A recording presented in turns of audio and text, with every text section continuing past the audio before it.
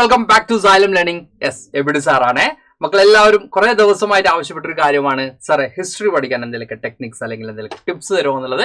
അപ്പൊ സാർ മക്കൾക്ക് തന്നൊരു വാക്കായിരുന്നു യെസ്, സ്മാർട്ട് ഹിസ്റ്ററി എന്ന് പറഞ്ഞുകൊണ്ട് ഒരു ഡിഫറെന്റ് ആയിട്ടുള്ള മെത്തേഡുമായി സാർ നിങ്ങളുടെ മുമ്പിലേക്ക് വരുന്നുണ്ട് എന്നുള്ളത്. യെസ്, ആ ഒരു മെത്തേഡാണ് നമ്മൾ ഇന്നത്തെ ക്ലാസ്സിൽ ഡിസ്കസ് ചെയ്യാൻ പോകുന്നത്.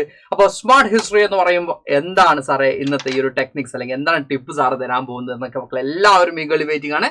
ഒരു കാര്യം കൂടി ഞാൻ പറഞ്ഞിരുന്നു, അക്ഷയ് സാറിന്റെ ബയോളജിയിലുള്ള A to Z സീരീസ് എന്ന് പറഞ്ഞുകൊണ്ടുള്ള ഒരു സീരീസിലാണ് ഇൻസ്പയർഡ് ആയിട്ടാണ് ഞാൻ എന്ത് ചെയ്തിട്ടുള്ളത്, ഈ ഒരു ഡിഫറെന്റ് ആയിട്ടുള്ള ഒരു മെത്തേഡ് അപ്ലൈ ചെയ്യാന്ന് വിചാരിച്ചത്.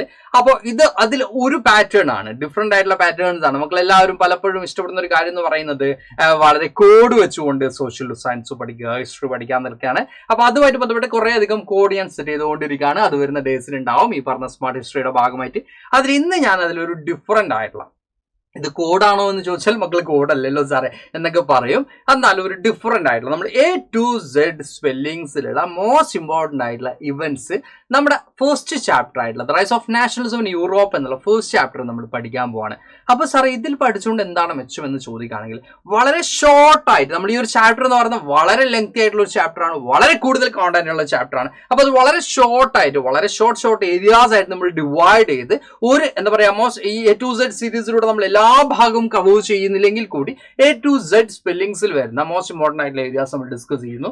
അത് കൂടാതെ സിമ്പിൾ ടെക്നിക്സിലൂടെ അതർ ടെക്നിക്സിലൂടെ ഒക്കെ നമ്മൾ എന്ത് ചെയ്യും, ബാക്കി ഏരിയാസ് വരുന്ന ഡേയ്സിൽ നമ്മുടെ A to Z സീരീസിലൂടെ ഡിസ്കസ് ചെയ്യും. ഓക്കെ, അപ്പൊ നമ്മുടെ smart A to Z series അല്ല, സ്മാർട്ട് ഹിസ്റ്ററി എന്നുള്ളതാണ് നമ്മുടെ ഈ ഒരു സീരീസിന്റെ പേര്. അപ്പൊ ഇതിൽ ഫസ്റ്റ് നമ്മൾ ഉപയോഗിക്കുന്നത് A to Z പാറ്റേൺ ആണ്. ഓക്കെ, അപ്പൊ നമ്മുടെ സ്മാർട്ട് ഹിസ്റ്ററി എന്താണ് സാറേ, സാർ എന്തിൽ ഇൻസ്പയർഡ് ആയിട്ടാണ് ഈ ഒരു സ്മാർട്ട് ഹിസ്റ്ററി എന്നുള്ള പേരിട്ടെന്ന് ചോദിക്കുകയാണെങ്കിൽ, യെസ് എടാ, ഇത് simple memory and recall technique ആണ് നമ്മൾ സ്മാർട്ട് എന്നുകൊണ്ട് ഉദ്ദേശിക്കുന്നത്. Okay, simple, S for simple, M for memory, A for and recall technique, smart history എന്നുള്ളതാണ് നമ്മുടെ ഈ ഒരു ടേം. ഓക്കെ, നമുക്ക് ആരും കൺഫ്യൂസ്ഡ് ആണ്. അപ്പൊ നമ്മൾ നേരെ ടോപ്പിക്കിലേക്ക് പോവാം. ഇവിടെ നമ്മൾ ഫസ്റ്റ് കാണുന്നത് the rise of nationalism in Europe എന്നുള്ള ചാപ്റ്ററിലെ ഫസ്റ്റ് ചാപ്റ്റർ തന്നെയാണ് ഫസ്റ്റ് എടുത്തിട്ടുള്ളത്.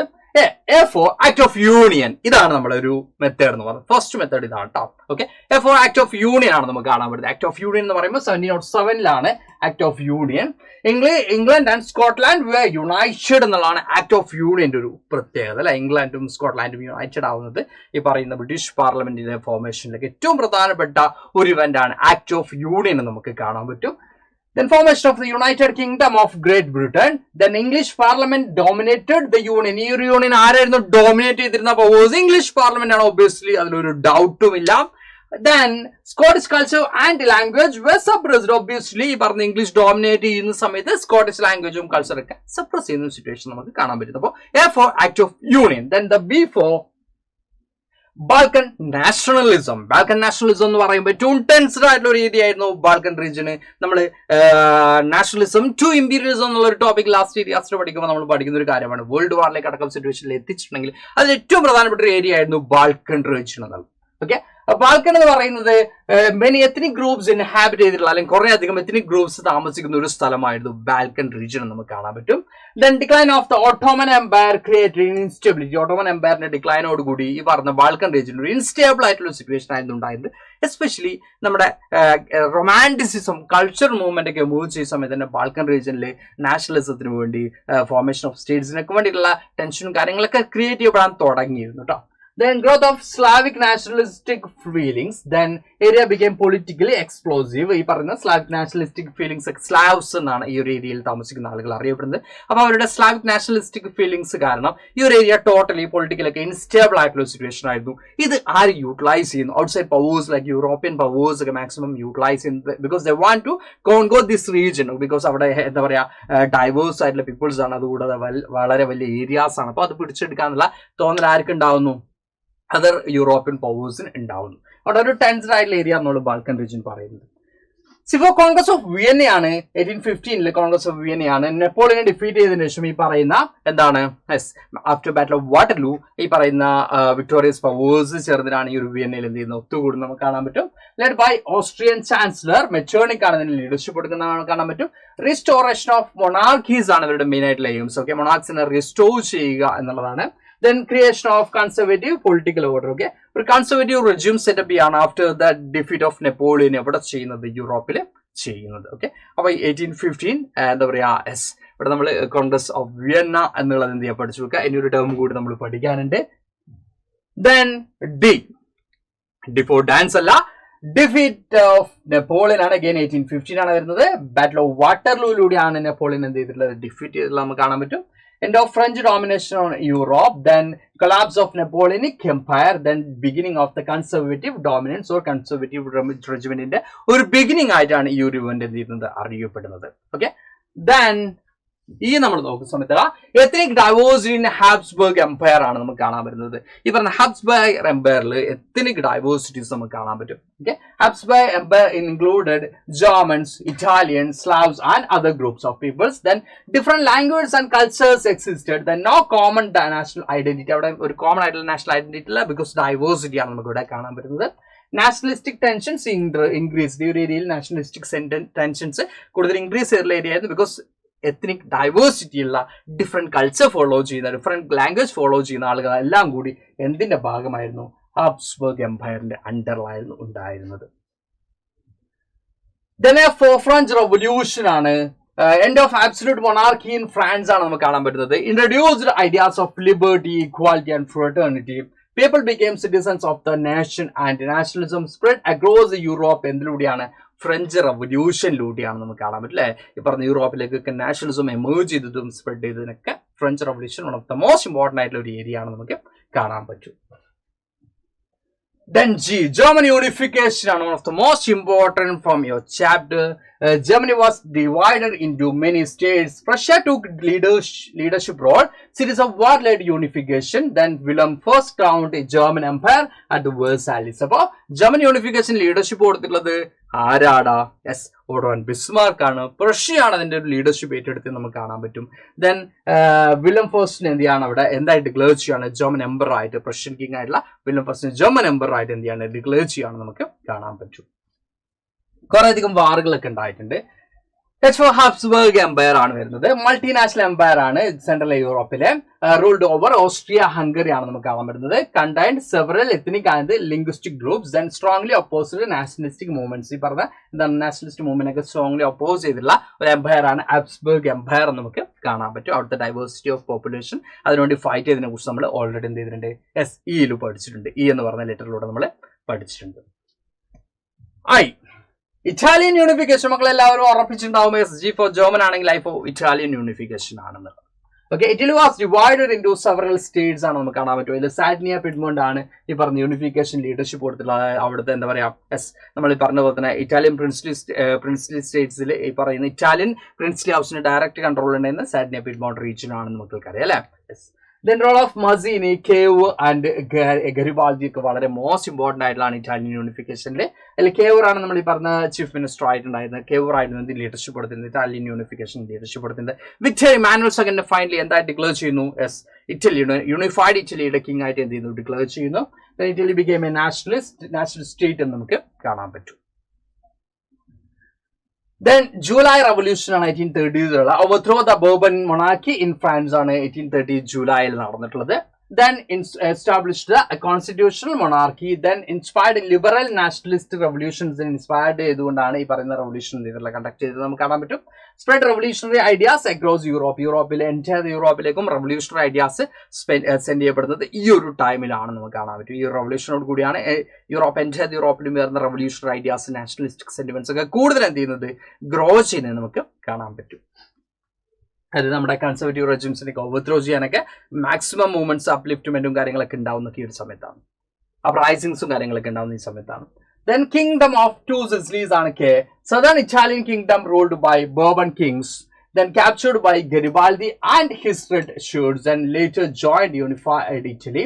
Then important step in the Italian unification.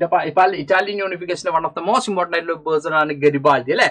Joseph ഗരിബാൾഡി നമുക്ക് കാണാൻ പറ്റും. അദ്ദേഹത്തിന് റെഡ് ഷർട്ട് വോളണ്ടിയറി ഗ്രൂപ്പ്സ് ഈ പറയുന്ന എന്താണ് സദേൺ ഇറ്റാലിയൻ കിങ്ഡം ഓഫ് എന്താ ബർബൺ കിങ്സ് റൂൾ ചെയ്തിട്ടുള്ള സ്പെയിനിലെ ബർബൺ കിങ്സ് ആയിട്ട്, അത് നമ്മുടെ ഫ്രാൻസിലല്ല, സ്പെയിനിലെ ബർബൺ കിങ്സ് റൂൾ ചെയ്തിട്ടുള്ള ഈ പറയുന്ന സദേൺ ഇറ്റലിയെ പിടിച്ചെടുത്തുകൊണ്ട് ഇറ്റാലിയൻ യൂണിഫിക്കേഷന്റെ ഏറ്റവും പ്രധാനപ്പെട്ട ഒരു ഇനീഷ്യേറ്റീവ് എടുത്തിട്ടുള്ള പേഴ്സൺ ആണ് ഗരിബാൾഡി നമുക്ക് കാണാൻ പറ്റും, അല്ലെങ്കിൽ കോൺട്രിബ്യൂഷൻ എടുത്തിട്ടുള്ള person. Then R, liberal nationalism ആണ് നമുക്ക് എല്ലിൽ കാണാൻ പറ്റുന്നത്. സോറി, liberal nationalism ആണ് നമുക്ക് കാണാൻ പറ്റുന്നത്. Stress individual freedom and equality ആണ്. Equality before law was demanded. എല്ലാ ആളുകളും ഈക്വലി ട്രീറ്റ് ചെയ്യണം എന്നൊരു ഡിമാൻഡാണ് ലിബറൽ നാഷണലിസ്റ്റുകൾ മുമ്പോട്ട് വെക്കുന്നത്. ഇക്വാലിറ്റിക്കും ഫ്രീഡത്തിനാണ് അവർ ഏറ്റവും ഹൈലൈറ്റ് ചെയ്യുന്നത് നമുക്ക് കാണാൻ പറ്റും. Then support for constitutional government, then associated with the educated middle class ആണ് ഈ പറയുന്ന ലിബറൽ നാഷണലിസ്റ്റ് നമുക്ക് കാണാൻ പറ്റും. കോൺസ്റ്റിറ്റ്യൂഷൻ വേണം, കോൺസ്റ്റിറ്റ്യൂഷനിലെ ബേസ് ചെയ്തുള്ള ഒരു ഗവൺമെന്റ് ഫോം ചെയ്യണം. ഇങ്ങനെ ലോട്ട്സ് ഓഫ് ഡിമാൻഡ്സ് ആണ് ആരും മുമ്പോട്ട് വെക്കുന്നത്, ലിബറൽ നാഷണലിസ്റ്റുകൾ മുമ്പോട്ട് വെക്കുന്നത്. ദെൻ നമുക്ക് നോക്കാം അവിടെ എം ആണ് മെറ്റേണിക് സിസ്റ്റം ആണ് നമുക്ക് കാണാൻ പറ്റുന്നത്. Conservative system led by Metternich ആണ് മെറ്റേണിക് സിസ്റ്റം എന്ന പേരിൽ കൂടി അറിയപ്പെടുന്നത്. ഒപ്പോസ്ഡ് നാഷണലിസം ആൻഡ് ലിബറലിസം, നാഷണലിസത്തെയും ലിബറലിസത്തെയും സ്ട്രോങ്ലി ഒപ്പോസ് ചെയ്തിട്ടുള്ള ഒരു പേഴ്സൺ ആണ് മെറ്റേണിക് നമുക്ക് കാണാൻ പറ്റും. Press censorship imposed, then universities and revolutionary activities control, universities ആണെങ്കിലും റെവല്യൂഷണറി ആക്ടിവിറ്റീസിനൊക്കെ കൺട്രോൾ ചെയ്യുന്ന ഒരു സിസ്റ്റം ആയിരുന്നു കൺസർവേറ്റീവ് റെജ്യൂം സെറ്റപ്പ് ചെയ്തിരുന്നത്. ഇത് ഓൾസോ അറിയപ്പെടുന്നത് എന്തുതന്നെയാണ്, മെറ്റേണിക്കിസം എന്ന് നമുക്ക് കാണാൻ പറ്റും, അല്ലെങ്കിൽ മെറ്റേണിക് സിസ്റ്റം നമുക്ക് കാണാൻ പറ്റും. ദെൻ നെപ്പോളിയനിക് റിഫോംസ് ആണ് one of the most important area ആണ് നമ്മുടെ ഈ ഒരു ചാപ്റ്ററിലെ. Napoleonic civic code introduced in 1804.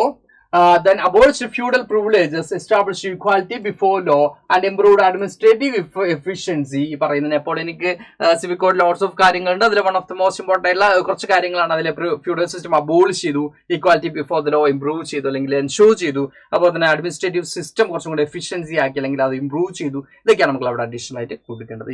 ഈ നമ്മുടെ നെപ്പോളിയനിക് കോഡിൽ വന്നിട്ടുള്ള കാര്യങ്ങൾ. അതിനുശേഷം ട്രാൻസ്പോർട്ടേഷൻ ഫെസിലിറ്റീസ് ഇൻക്രീസ് ചെയ്തു, ഗിൽഡിന്റെ റെസ്ട്രിക്ഷൻസ് എന്ത് ചെയ്തു, എടുത്ത് കളഞ്ഞു. ഇങ്ങനെ കുറെ അധികം കാര്യങ്ങളുണ്ട്. അതിൽ കുറച്ച് പോയിന്റ്സ് ആണ് നമ്മളിവിടെ അറ്റാച്ച് ചെയ്തിട്ടുള്ളത് കേട്ടോ.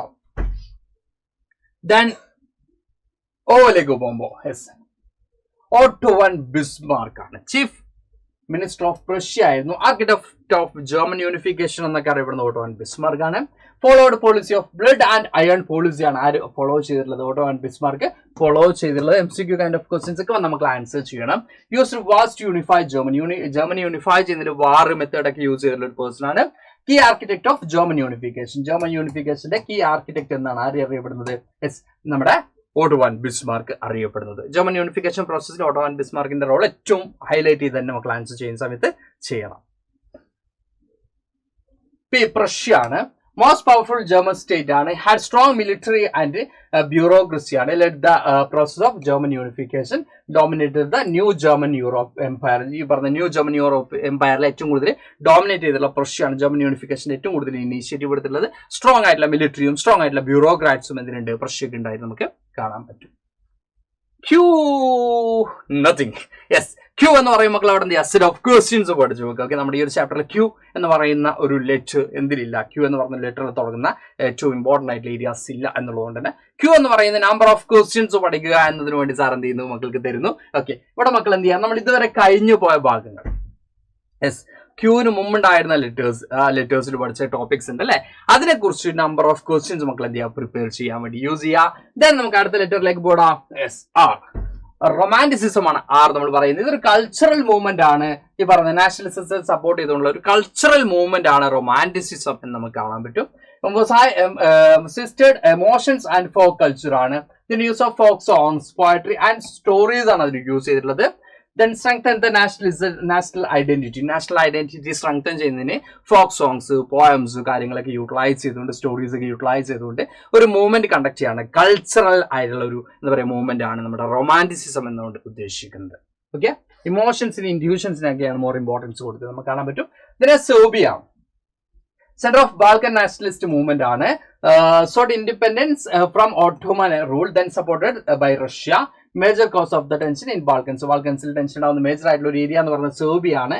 റഷ്യയാണ് സെർബിയക്ക് ആവശ്യമായിട്ടുള്ള സപ്പോർട്ട് കൊടുക്കുന്നത്. അത് നമ്മൾ കൃത്യമായിട്ടും പഠിക്കാനുണ്ട്. അതായത് ഓസ്ട്രിയൻ എന്താ പറയുക ഹയർ ആയിട്ടുള്ള ഫ്രാൻസിസ് ഫെർഡിനൻഡിനെ സെർബിയൻ യൂത്ത് ആയിട്ടുള്ള കാവലോ പ്രിൻസിപ്പ് ഷൂട്ട് ചെയ്യുന്നതോടുകൂടിയാണ് ഈ പറയുന്ന എന്ത് സ്റ്റാർട്ട് ചെയ്യുന്നത്, നമുക്ക് ഫസ്റ്റ് വേൾഡ് വാർ സ്റ്റാർട്ട് ചെയ്യുന്നത് നമുക്ക് കാണാൻ പറ്റും. അവിടെ റഷ്യയുടെയും അതുപോലെ തന്നെ ജർമ്മനിയുടെയും റോൾ വളരെ കൂടുതലാണ്. കാരണം ഓസ്ട്രിയ, ജർമ്മനിയും സെർബിയയും റഷ്യയും സപ്പോർട്ട് ചെയ്തതിന്റെ ഭാഗമായിട്ടാണ് വേൾഡ് വാർ സിറ്റുവേഷനിലേക്ക് കാര്യങ്ങൾ എത്തുന്നപ്പോൾ ഒരു മേജർ ആയിട്ടുള്ള ഒരു ടെൻഷൻ ഏരിയ ആണ് ബാൾക്കൻ റീജിയനിൽ പറഞ്ഞ സെർബിയ നമുക്ക് കാണാൻ പറ്റും. ദെൻ ട്രീറ്റി ഓഫ് വിയന്നയാണ് 1815 നമ്മൾ ഓൾറെഡി പഠിച്ചതാണ്. യെസ്, അപ്പോൾ Europe was recognised after Napoleon rule. Napoleon, territorial boundaries were redrawn and monarchies were strengthened and France was weakened. ഇവിടെ നമുക്ക് കാണാൻ പറ്റും നെപ്പോളിയനെ പിടിച്ചെടുത്തതിന് ശേഷം അവിടെ എന്ത് ചെയ്യുന്നു, പൊളിറ്റിക്കൽ ബൗണ്ടറീസ് അല്ലെങ്കിൽ ടെറിട്ടോറിയൽ ബൗണ്ടറീസ് ഒക്കെ റീഡ്രോ ചെയ്യുന്നു. അതിലൂടെ മൊണാർക്കിന്റെ പവേഴ്സ് സ്ട്രെങ്തൻ ചെയ്യുന്നു, ഫ്രാൻസിന്റെ പവർ എന്ത് ചെയ്യുന്നു, വീക്കൻ ചെയ്യുന്നു എന്നൊക്കെ നമ്മൾ പഠിച്ചതാണ് അല്ലെ. അതൊക്കെയാണ് നമ്മളവിടെ പഠിക്കേണ്ടത്. Then unification movement ആണ്. Nationalist movement spread across Europe. Italy and Germany achieved unification, result of the liberalism and nationalism. Changed the political map of Europe. യൂറോപ്പിന്റെ പൊളിറ്റിക്കൽ മാപ്പ് ടോട്ടലി ചേഞ്ച് ആവുന്നുണ്ട് ഈ ഒരു യൂണിഫിക്കേഷൻ മൂവ്മെന്റിലൂടെ. പല ഏരിയാസ് അല്ലെങ്കിൽ പല എംപയേഴ്സിന്റെ control ഉണ്ടായിട്ടുള്ള പല ഏരിയാസും യൂണിഫൈ ചെയ്തുകൊണ്ട് സിംഗിൾ നേഷൻസ് ആയി മാറുന്ന സിറ്റുവേഷൻ നമുക്കിവിടെ കാണാൻ പറ്റിയിരുന്നു. വിയന്ന സെറ്റിൽമെന്റ് ആണ്. Established conservative order in Europe ആണ്. Suppressed revolutionary movements, then maintained balance of power, then last for several decades നമുക്ക് കാണാൻ പറ്റും. Yes, W. William I, King of Prussia, crowned the German Empire in 1871, a symbol of German unity. Then proclamation held at Versailles വെച്ചാണ് William first എന്തായിട്ട് German Empire ആയിട്ട് declare ചെയ്ത് നമുക്ക് കാണാൻ പറ്റും. X again nothing. Yes, അപ്പൊ X മക്കൾ എന്ത് ചെയ്യാന്ന് പറഞ്ഞാല് എക്സാം ഓറിയന്റഡ് ആയിട്ടുള്ള മോസ്റ്റ് ഇമ്പോർട്ടന്റ് ആയിട്ടുള്ള ഏരിയാസ് എന്ത് ചെയ്യാം. യെസ്, നമ്മൾ കഴിഞ്ഞു പോയ ഭാഗത്ത് എന്ത് ചെയ്യാം, പഠിച്ചു വെക്കുക, സെറ്റ് ആക്കി വെക്കുക. നെക്സ്റ്റ് ലെറ്ററിലേക്ക് പോവാം. യങ് ഇറ്റലി മൂവ്മെന്റ് ആണ്. ഫൗണ്ടഡ് ബൈ ജോസഫ് മസീനി ആണ് നമുക്ക് കാണാൻ പറ്റുന്നത്. സീക്രട്ട് റെവല്യൂഷണറി സൊസൈറ്റി ആണ് മസീനി സെറ്റപ്പ് ചെയ്തിട്ടുള്ള യങ് ഇറ്റലി മൂവ്മെന്റ് നമുക്ക് കാണാൻ പറ്റും. Aim at Italian unification aim ചെയ്തുകൊണ്ടാണ് ഈ ഒരു മൂവ്മെന്റ് മസീനി എത്തിയിട്ടുള്ള സെറ്റപ്പ് ചെയ്തിട്ടുള്ളത്. Inspired youth and revolutionaries inspire ചെയ്തുകൊണ്ടാണ് ഈ ഒരു യങ് ഇറ്റലി മൂവ്മെന്റ് സ്റ്റാർട്ട് ചെയ്തിട്ടുള്ളത് നമുക്ക് കാണാൻ പറ്റും. Then the last letter Zollverein ആണ് നമുക്ക് കാണാൻ പറ്റുന്നത് 1834 കസ്റ്റംസ് യൂണിയൻ ഓഫ് ജർമ്മൻ സ്റ്റേറ്റ്സിന്റെ ഒരു കസ്റ്റംസ് യൂണിയൻ ആണ് Zollverein. അബോളിഷ്ഡ് ഇന്റേണൽ ടാരിഫ് ആണ്. ഇന്റേണൽ ആയിട്ട് നമ്പർ ഓഫ് ടാരിഫ്സ് ഉണ്ടായിരുന്നു, അത് അബോളിഷ് ചെയ്തു. Then promoted economic unity promote ചെയ്തു. Then strengthened the German nationalism. German നാഷണലിസത്തെ സ്ട്രെങ്തൻ ചെയ്തിട്ടുള്ള ഒരു കസ്റ്റംസ് യൂണിയൻ ആണ് Zollverein നമുക്ക് കാണാൻ പറ്റും. മക്കളെ, സർ ഇതിന് ഞങ്ങൾക്ക് എന്താണ് ബെനിഫിറ്റ് അല്ലെങ്കിൽ ഈ ഒരു പാറ്റേൺ എന്താണ് മെച്ചം ചോദിക്കുകയാണെങ്കിലടാ, നമ്മൾ വളരെ ലെങ്തി ആണ്, വളരെ വാസ്റ്റ് ആയിട്ട് പഠിക്കേണ്ടതല്ല, കുറെ അധികം ടൈം സ്പെൻഡ് ചെയ്ത് പഠിക്കേണ്ടത് ഉണ്ട് എന്ന് വിചാരിക്കുന്ന ഏരിയാസ് വളരെ ഷോർട്ട് ആയിട്ടും അത് നമുക്ക് മെമ്മറൈസ് ചെയ്യാൻ. ഓക്കെ, എ പഠിച്ചു, ബി എന്തായിരുന്നു, ബി പഠിച്ചു, ബാൽക്കനായിരുന്നു, സി എന്തായിരുന്നു, ഇങ്ങനെ മക്കൾ കൃത്യമായിട്ട് ഓർമ്മിച്ച് വെക്കാൻ, ഈ ഒരു ഓർഡറിൽ ഓർമ്മിച്ച് വെക്കാൻ എന്ത് ചെയ്യും, യൂസ് ആവും.